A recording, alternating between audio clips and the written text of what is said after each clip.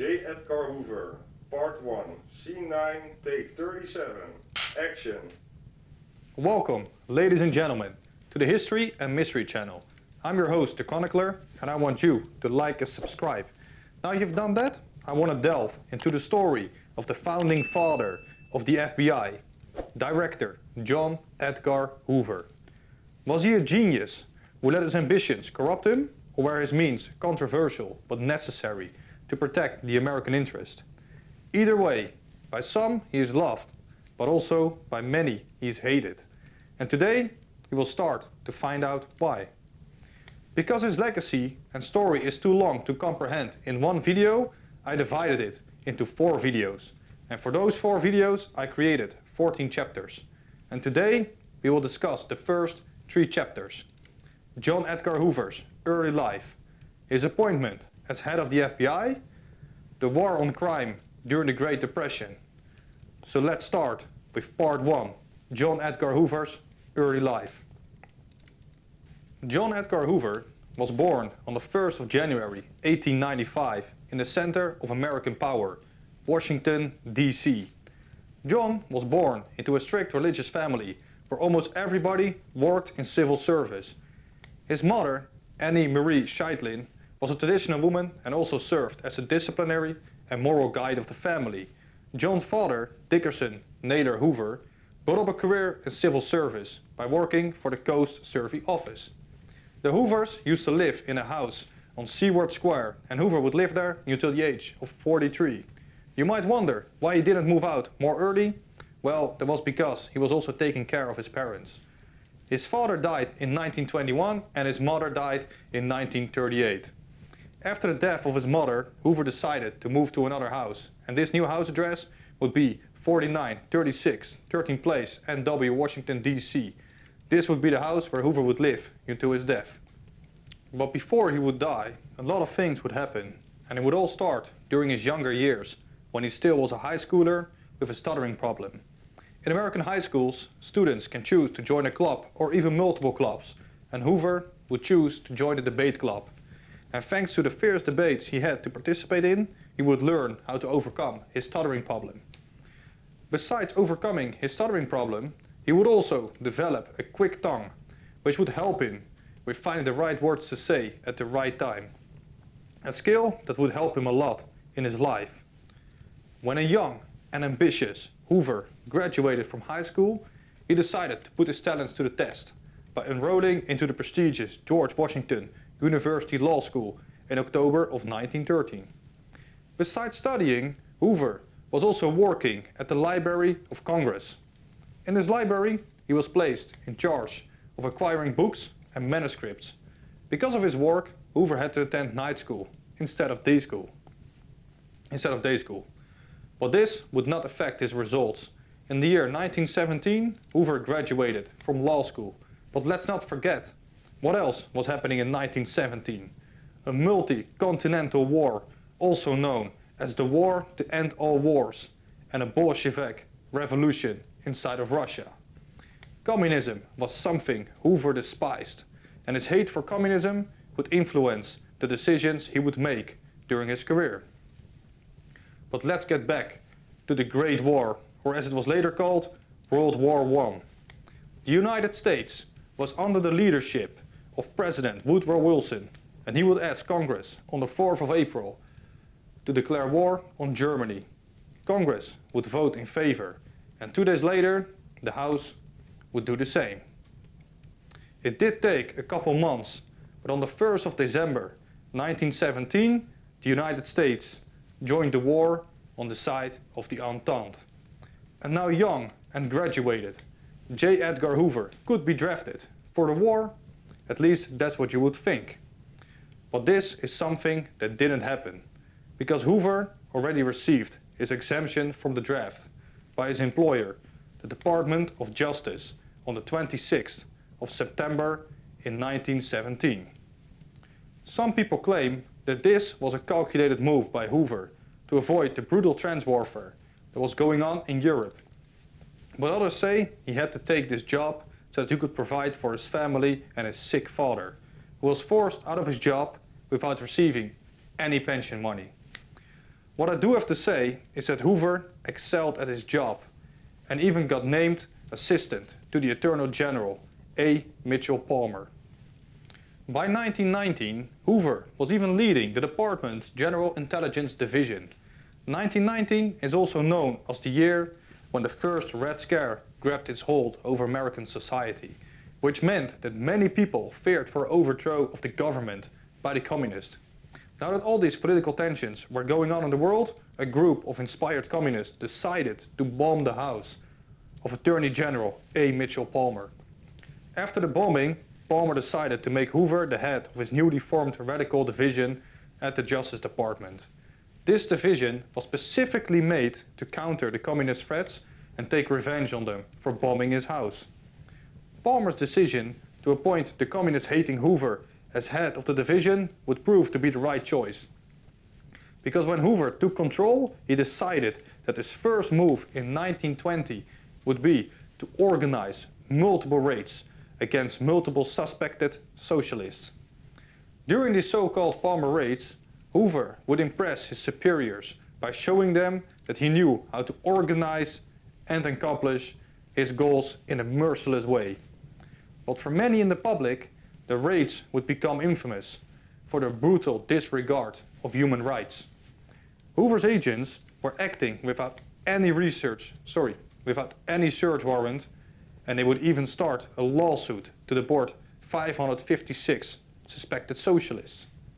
Besides attacking the suspects, Hoover also decided to spy and target their lawyers. One of these lawyers that was representing the suspected communist was a man named Felix Frankfurter, who would later become a Supreme Court judge. Hoover's men would be successful in their case, and they would deport all of the 556 suspected socialists. Even though all these things happened under direct leadership of Hoover, his reputation would remain untouched. When it came out that the department broke the law multiple times, the blame would fall on his superior, the Attorney General A. Mitchell Palmer. After dodging this bullet, Hoover kept on climbing through the ranks of the Intelligence Division of the Department of Justice.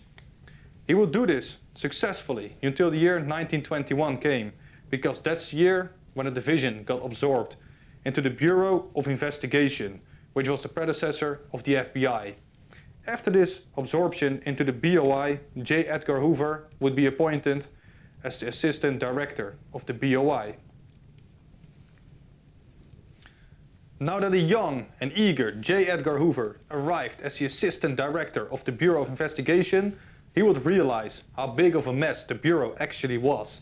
And if I had to say it in a simple way, it was a wonder that the Bureau still existed, because every method that they were using was heavily outdated.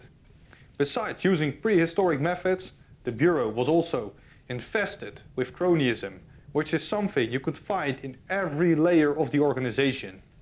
With such a big mess in his hands, Hoover made use of his experience as a librarian, and he started reorganizing / revolutionizing the systems that they were working with. All of the work Hoover was doing didn't go unnoticed, and on May the 10th, 1924, Attorney General Harlan Fiske Stone promoted J.Edgar Hoover to the role of director. After receiving this promotion, Hoover decided that the Bureau had to change drastically, and the first step that he would make in this process was changing the recruitment requirements and firing a bunch of agents whom he considered to be political appointees or unqualified. Now that Hoover had the power in his hands, he would use it to lay the foundation for the National Academy of the FBI.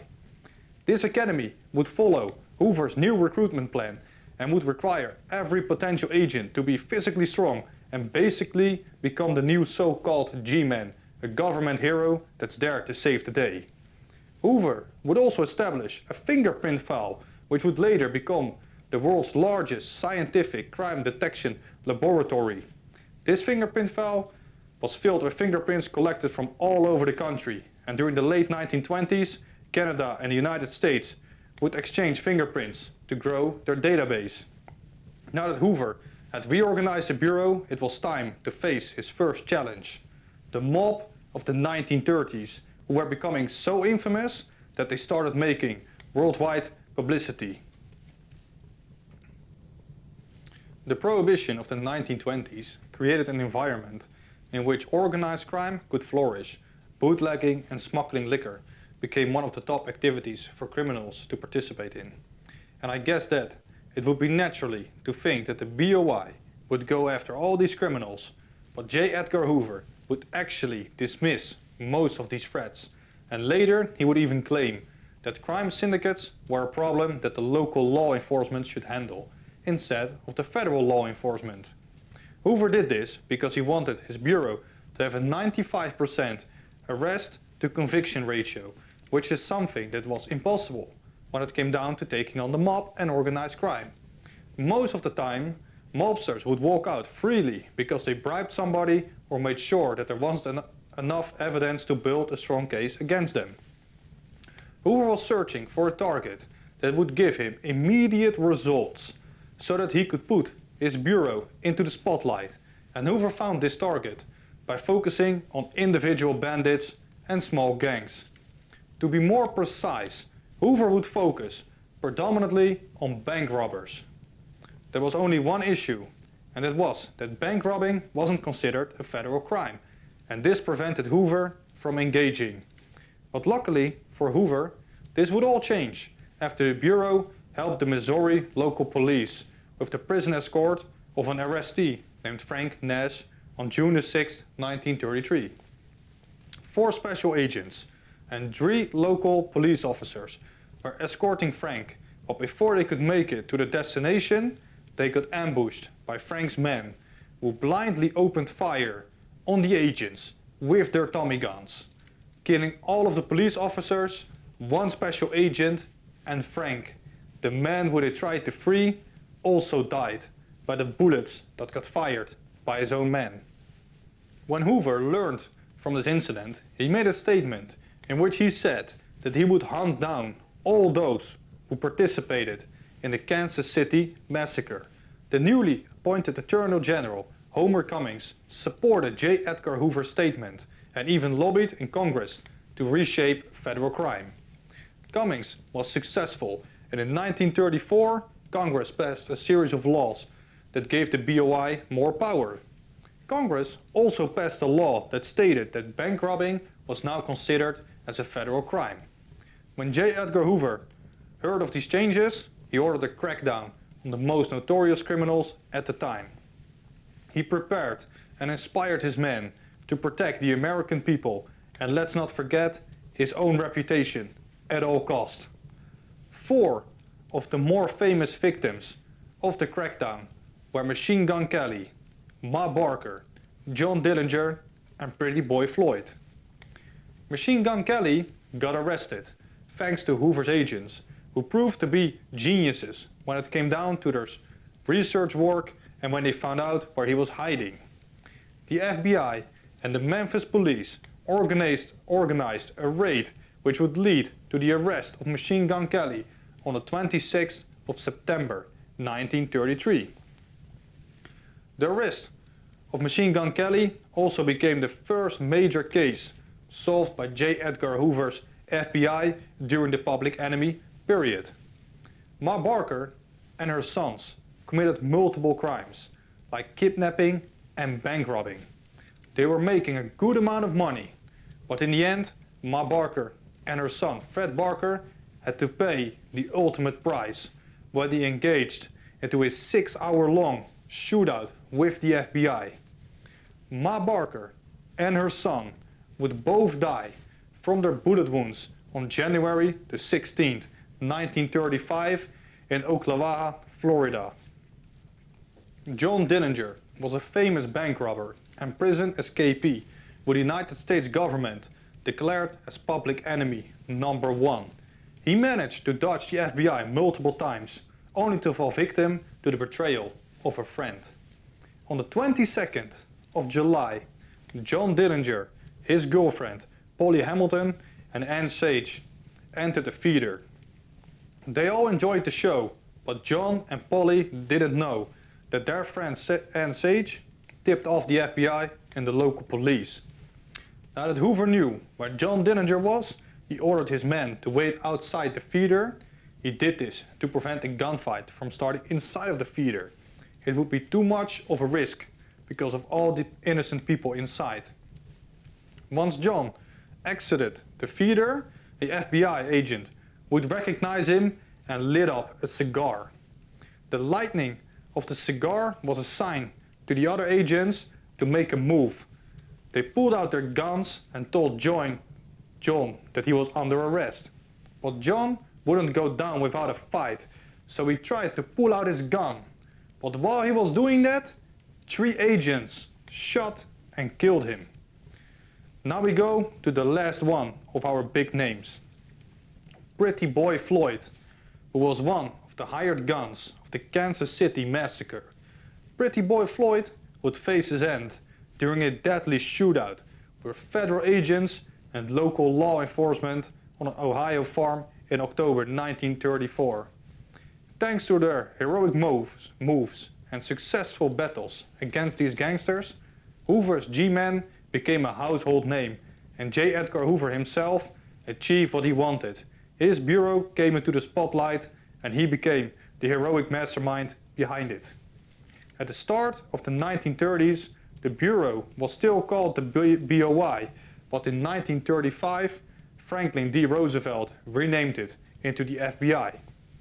But something else that was also happening during the second half of the 1930s was the rise of fascism in Europe, Joseph Stalin that solidified his powers, and on the American homeland, Hoover started to see communist sympathizers and spies everywhere. But that's something we will discuss in the next video. I want to thank you all for listening, see you in the next one, and remember, history is written in mystery.